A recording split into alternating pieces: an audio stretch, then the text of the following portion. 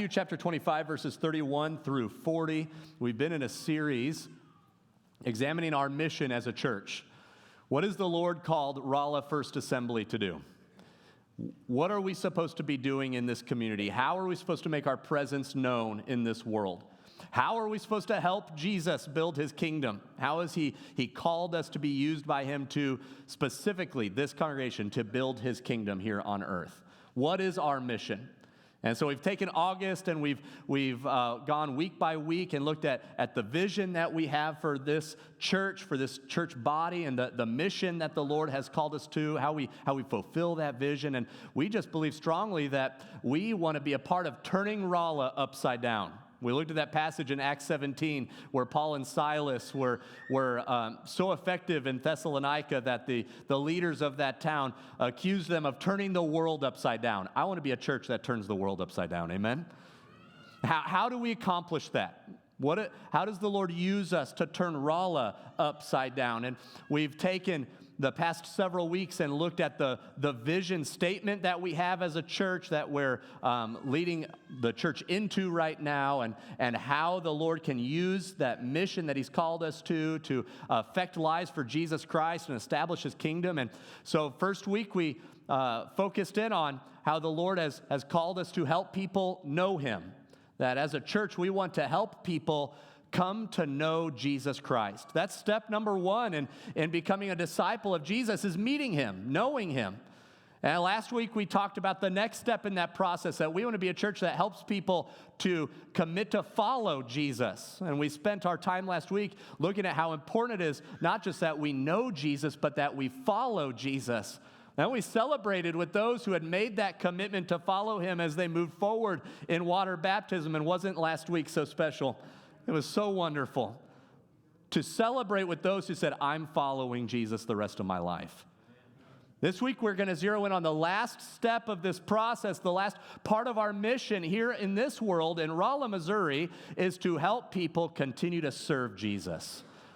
That if you know him and you're following him, the next step and the continual part of this process is that we as disciples are serving Jesus in this world. Yes, we know him. Yes, we're following him, and we're serving him in the community and in the world that he's placed us in.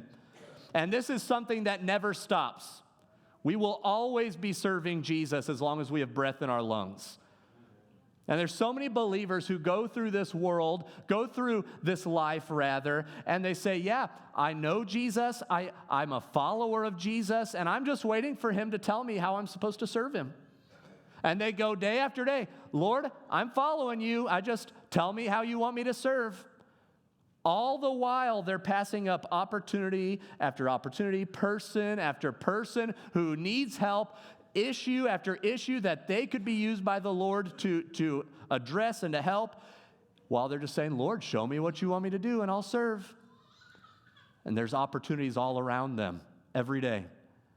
And my goal is that we as a church, that our church doesn't miss out on the opportunities the Lord has called us to, but also that we're a church filled with people who are not missing out on the personal opportunities that the Lord has placed in their lives. I remember years ago when I was managing at Jimmy John's, and we would have these secret shoppers that would come through on every couple months. The corporate office would send in secret shoppers to go through the store and buy a sandwich and see how the workers were helping the customers, how clean the store was the sandwich made right, did it come out quickly? You got to be freaky fast at Jimmy John's. And so every so often we'd have these secret shoppers that would come through, and I would, as the manager, I'd always be briefing everybody, guys, be ready. It's about time. We could kind of tell when it was about time again for another secret shopper, even though they tried to be sneaky. You can learn the systems. It's like, guys, he's coming soon. And I'd be prepping everybody, telling my assistant managers, you got to be ready. And I remember one time in particular, the secret shopper came through in the evening shift. I always worked the morning shift. So one of my assistant managers was working that shift, and I got the email with our grade and the report through it, and we got a bad grade, and I was not very happy as I was looking through the issues that the secret shopper found. And so I went back in the next day and got my assistant managers together. I was like, what in the world happened? Like, you guys knew he was going to come soon. The store was dirty. The people weren't helping the customers. There's a line of people, and you guys were all behind the cold tables chatting it up and ignoring the customers, and the sandwich took forever, and then it wasn't made right. I'm like, what in the world happened? One of my managers looked at me, and he's like, well, if I knew he was going to be in, I would have paid better attention. If I knew he was in the store, I would have got to it.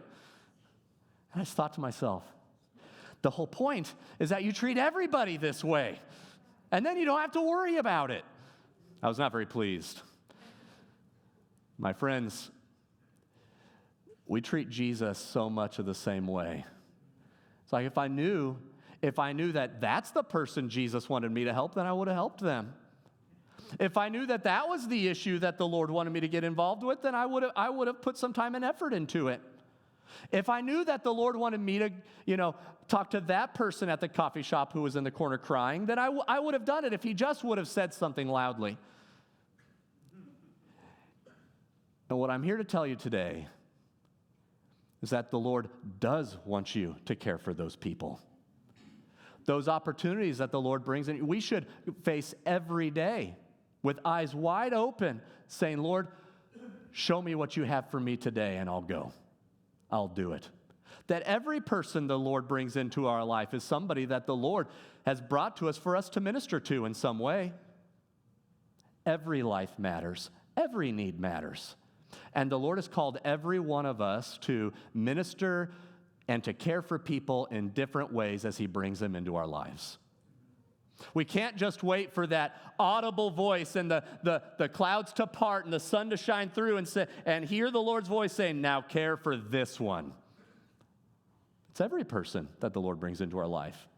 We're to minister to them in some way. And Jesus touches on this in Matthew chapter 25.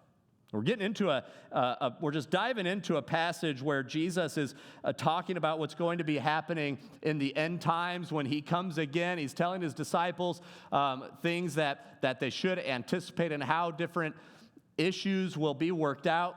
And I want us to focus in on one particular passage starting in verse 31. As Jesus says some really important things that I want us all to understand today because it's important for us as followers of Jesus Christ.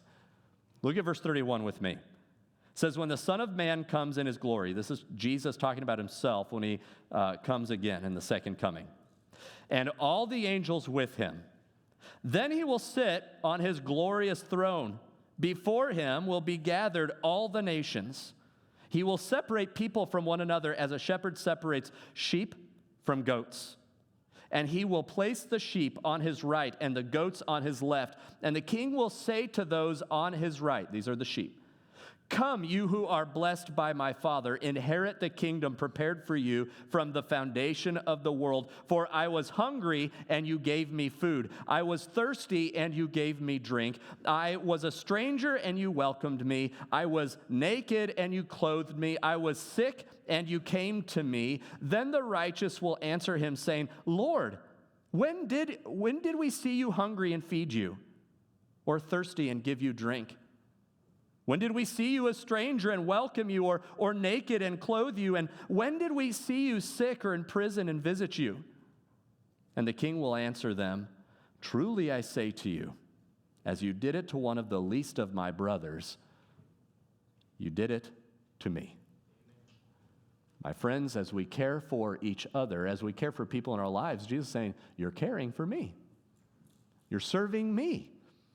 There's a couple really important things here that I want to point out to you as we work our way through this passage. And if we're going to know Jesus, and if we're going to be followers of Jesus, then my friends, we must serve him in this world. We must be known as servants of Jesus Christ. Not just that we know him, but that we're carrying out his will. And as I said, there's a couple really important things that I don't want us to miss. As we're looking at this is Jesus again talking to his disciples, saying, when the Son of Man, when the Messiah comes again, he's going to separate out the saved from the unsaved. He's going to gather all the people, and he's going to separate them out as a shepherd would sheep from the goats. He's going to separate out his followers, his disciples, from those who are not his disciples, the saved from the unsaved, righteous from the unrighteous. And as he does that and looks at the sheep, looks at the righteous, his disciples, those who are following him, he will thank them for caring for him in different ways. And the scriptures, he even says, he's like, those people will look at him and say, when did we do this to you? So when you did it for the least of these, you've done it for me, Jesus says. Now, the first thing that I want to point out to you here is in regard to salvation. Jesus is talking to those who are saved. He's talking to the sheep, his followers, the righteous, his disciples. And as he addresses them, or rather, he addresses them because they are his followers, the first thing he brings up as he talks to them is their service in the world. And I think that's rather important for us to understand, because it is our salvation that leads us to serve. It's the fact that we're followers of Jesus Christ, that we have received salvation from him, we've committed our lives to him, that we serve one another. It's not the other way around. That Jesus is talking to his disciples here, and he thanks them for what they've done. And what we see as Jesus comments on their service in this world, on their service to one another, what we can glean from that is it's really the fact that our salvation is expressed through our service. So salvation compels us to serve. It leads us into service. In fact, our service is an expression of our salvation. It is our relationship with Jesus Christ that drives us to care for people. It's not our nature. It's not our flesh. It's our relationship with Jesus. In my human nature, I don't care about people the way that I ought to all the time. In my own flesh, I don't want to go out of my way to care for folks the way that I probably ought to. It's my relationship with Jesus that leads me to sacrificially care for others in ways that I wouldn't ordinarily do. Our salvation is expressed through this service. We show each other our love for Jesus and our service to Jesus by serving one another. We express it to the world. We express it to those who we care for. We're showing off our salvation. I think of it a lot like marriage. That I love Sarah. Because I love her, because I'm married to her, I serve her. I didn't serve her to make her get married to me, right? I don't serve her to make her love me. I love her, and thus I serve her. Now, I tried to think of some really good examples in how I serve Sarah, and I couldn't come up with very many, so I probably need to work on that a little bit. But I know I do. I just, as writer's block, I know it. It's the same with my boys. I love my boys. I have three young men as my sons. I love them. And every Saturday, if we're home, I'll make them pancakes. I don't make them pancakes because I love making pancakes. I don't make pancakes because I want to trick them into loving me or earn their love. I make them pancakes because I already love them. It's an expression of my love for my sons. Here, I'll make you pancakes. I'll even clean up after. It's just the thing that I do just to serve them on Saturdays because we're home. We serve Jesus and we serve each other in this world not to earn our salvation. We do it because of our salvation. And I want to make that really clear as we talk about service. I'm not saying that you must do all of these things so that you can earn your way into heaven or make Jesus love you more. No, this is because of our great love for him. It's because of what he's already done for us that I feel compelled to care for the people around me. We serve each other.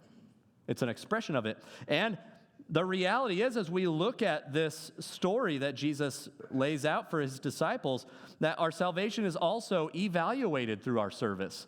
It's expressed through our service, and it's evaluated through our service. The truth is that one day we will all stand before Jesus Christ. No matter your relationship with him, every knee will bow before Jesus. Every one. And even for us as his disciples, we will stand before Jesus one day, and he will examine our service in this world.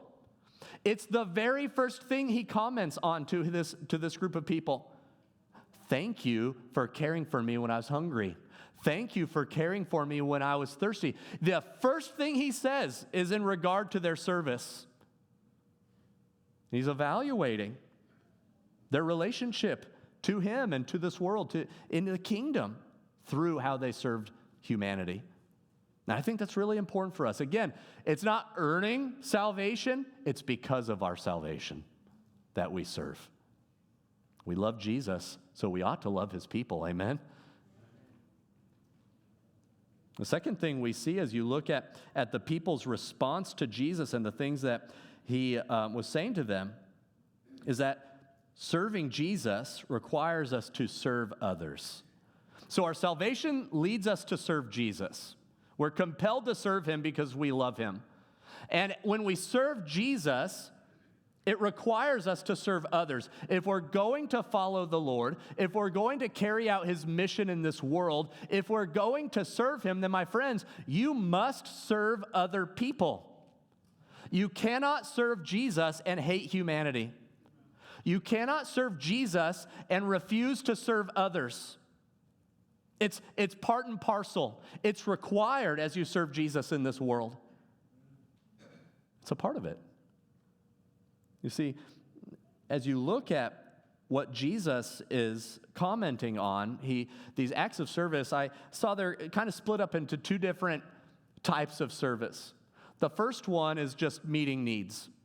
Jesus comments on how they met tangible needs that are around them. You fed the hungry, you cared for those who were thirsty, right? You gave them things. You addressed these physical problems that were around you.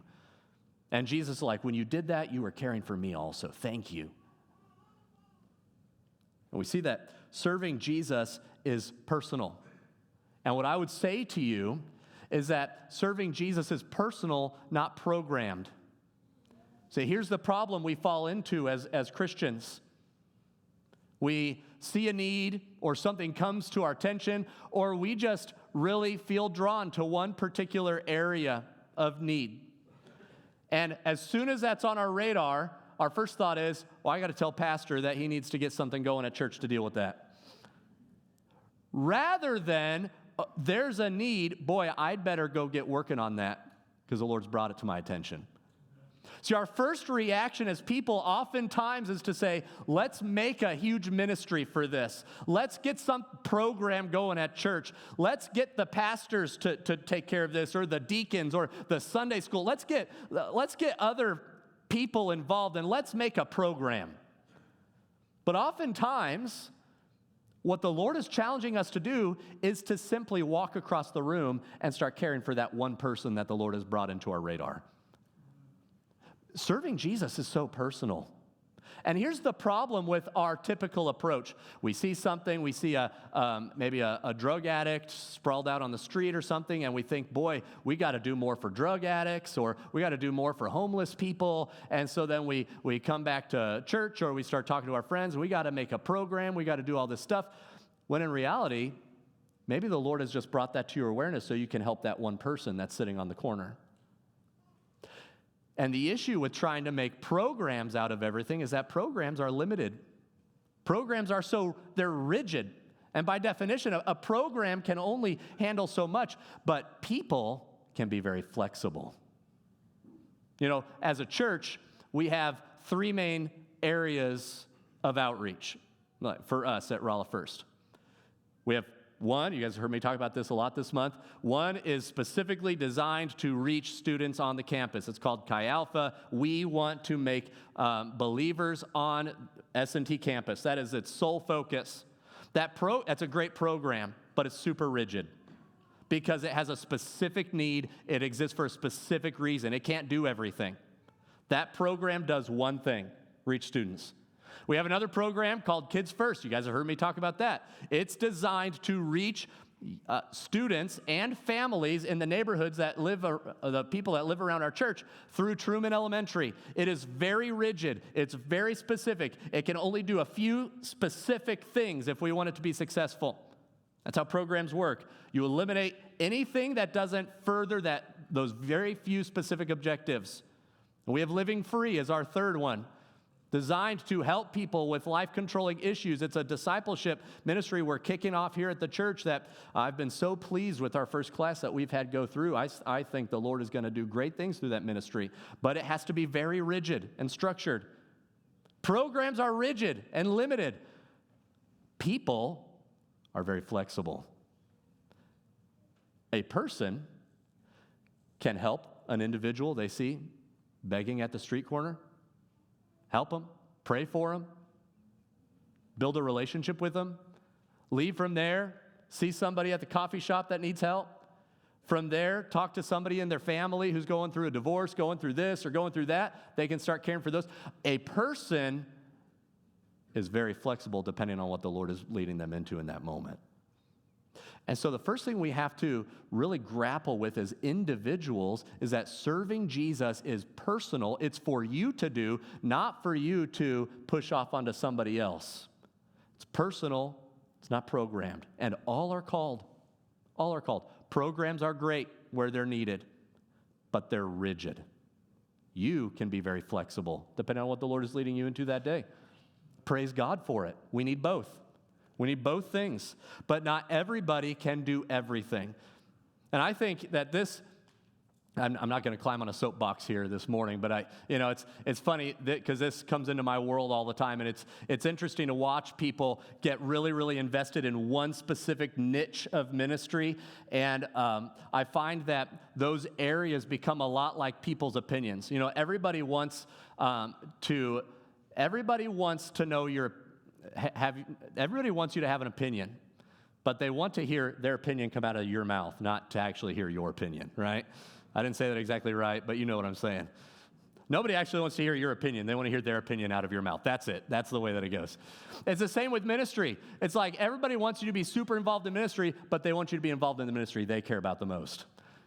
And my friends, we're all called to different areas. And it's wonderful. And that's the body of Christ working together to meet every need in the community. Amen. Together, we can reach a multitude of needs. We can't all just do one thing. It's personal. What has the Lord called you to minister to? What needs is the Lord calling you to address? So it's personal, not programmed, because programs are so rigid, people can be flexible. Second thing we see here, as you look at the second area of service Jesus talks about, Jesus starts talking about, when I was sick, you were with me. When I was in prison, you visited me. Jesus is talking about this area of service that's hospitality, the ministry of presence, just being there for people when they need something. First, it was physical needs. Then it was just being there. Your presence means so much. Serving Jesus is being present. It's not performative. You know, people want you. People want your attention for a few minutes. They don't want a text that, I'll pray for you, and then never hear from you again, right? They want your eyes in their eyes. What's going on today? And again, we can't push all of this off onto one person. We can't push this off on somebody else. The Lord has brought people into each and every one of our lives that are desiring to know the truth. They're broken, they're hurting, they are seeking answers, and the Lord has brought them into your life so that you can be present in theirs. So you can bring Jesus to them. We should all visit the sick, not just the pastors. We should all care for people in prison. We should all invite people to go out to eat with us, have people into our homes. All of us should be doing that, not just a select few. My friends, there are some simple things that we can do to start serving the people around us. And again, think what would happen in this area if every single one of us took seriously the ministry of presence, being there for the people around us, taking time to help them and care for them and talk to them. I don't like being on the phone very much. It's just not my thing. But I have a friend that calls me constantly. Constantly. I've never had a friend that calls me as much as he does. And It blesses me, honestly. I don't like being on the phone, but boy, when he calls me, I'm just like so thankful. It's like, man, somebody's thinking of me today. And it challenges me. Boy, I need to call people more. So it's not my forte. I'm a texter, or I'll email you, frankly. I like to email. I don't like to call. I don't know why. It does something inside of me. But I'm challenged because I want to be more present. I'm so thankful for that. It's an easy thing, guys. We have to keep our eyes open. So much of the time we just have blinders on and we're missing opportunities to care for people. Serving Jesus requires us to serve others. It's required. Care for the people in your life. The third thing that we see in this process is that serving others exposes them to salvation. It exposes them to salvation. And the process starts all over then with them in their life. Our salvation leads us to serve Jesus. Serving Jesus requires that we serve others. When we serve others, we expose them to salvation. Do you see how that works? It's a cycle. Why is the first thing that Jesus comments on their service? Because it's through our service to one another that people see Jesus in this world. It's through our care and our love for one another that people experience the love of Jesus. We are exposing them to the salvation that we have in our own hearts. It's through our service and our care for them. Your service, here's what you got to understand. Your service in this world puts your faith into action. Your service, how you care for people. We're making this personal today. How you serve others puts your faith into action. James tells us in his letter that faith without works is dead. Here's what we have to understand. Works doesn't make your faith. Faith makes you work. You don't earn your faith, earn your salvation through works. It's your faith in Jesus that drives you into working for him in this world. Faith without works is dead. True faith leads you into work. Leads you into serving Jesus. It puts your faith into action. It puts your faith on display. Not only is it your faith doing something in this world, but people see it. People they can see you at work. They see Jesus at work. They see the results of true faith. And your service in this world to the people around you presents your faith as a challenge. People are challenged by your faith. It's like my friend calling me. He challenges me to care for people in a better way. Call people more. Get ready, I might be calling you. I don't know. See, the problem is when I call people, their hearts sink. They're like, oh no, what did I do? I'm in trouble. Well, let's change it. I don't know. You get around people who are really good at something. Doesn't it challenge you to try to get better at that thing, whatever it is? Like, that's how it is with our faith.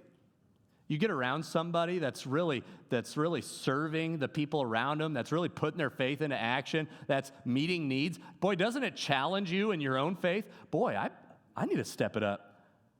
Boy, I need to keep my eyes peeled for people in my life that are hurting. Boy, I like how I want to do that. I want to get involved in that. I want to meet needs like they do. And not only does it challenge the people who you're serving, but it challenges your fellow brothers and sisters in Christ as you're meeting needs. We all challenge each other. When we serve in this world, when we serve the needs that are around us, we present people and challenge them with salvation. I'm serving you because I love Jesus, and you can follow him too. And worship team, if you want to help me. I remember,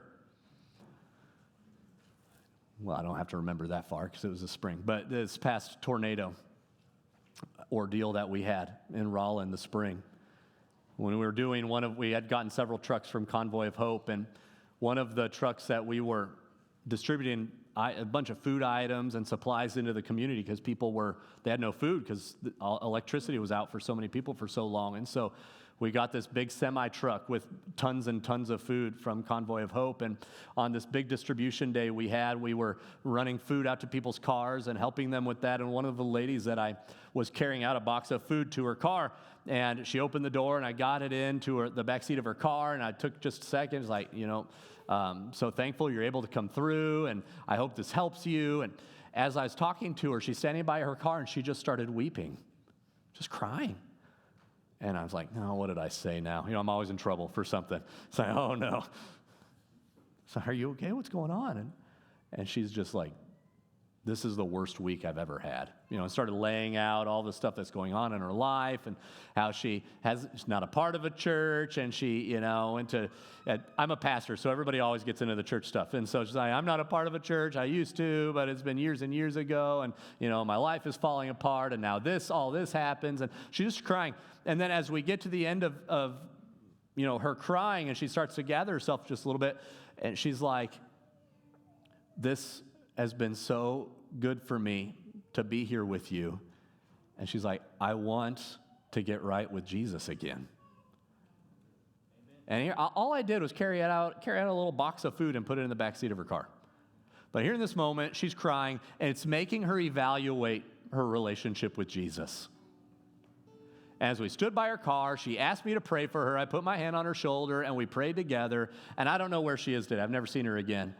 I'm praying that she's in church, that she took that prayer seriously, and that she left that parking lot and got involved with a church body and got plugged in and got serious about her walk with Jesus. But I know right then she was challenged because she told me. So I know my life's not right, and I want to get better. And from here, I want to see Jesus rebuild my life. Why did that happen? Why did that interaction take place? Because we were serving our community. We're just handing out food. My friends, you have no idea what situations the Lord might bring into your life if you only serve the people around you. All of us see things. All of us encounter people on a daily basis, and it's really easy for us to say, boy, some church should do something about this. Maybe the answer is you. Maybe the need needs to be met right there and right then by you. And I challenge us all this morning to simply to take a moment today and to say, Lord, I just want to be a part of what you're doing in this world, and I want to have eyes to see what you want from me day after day. Doesn't have to be this whole big thing, doesn't have to become this huge project or program, but Lord, that I would just see people the way that you do and have the courage it takes to walk to them in their need and to say, how can I help you? And then to do it. My goal is for all of us to have that heart today. How can I serve you, Jesus, right now, today, in Rolla, in my family, with my friends, with my coworkers? How can I serve you, Jesus? That's our prayer. That's the call. Today, we're going to be talking at 1 o'clock about a need the Lord has brought us as a church.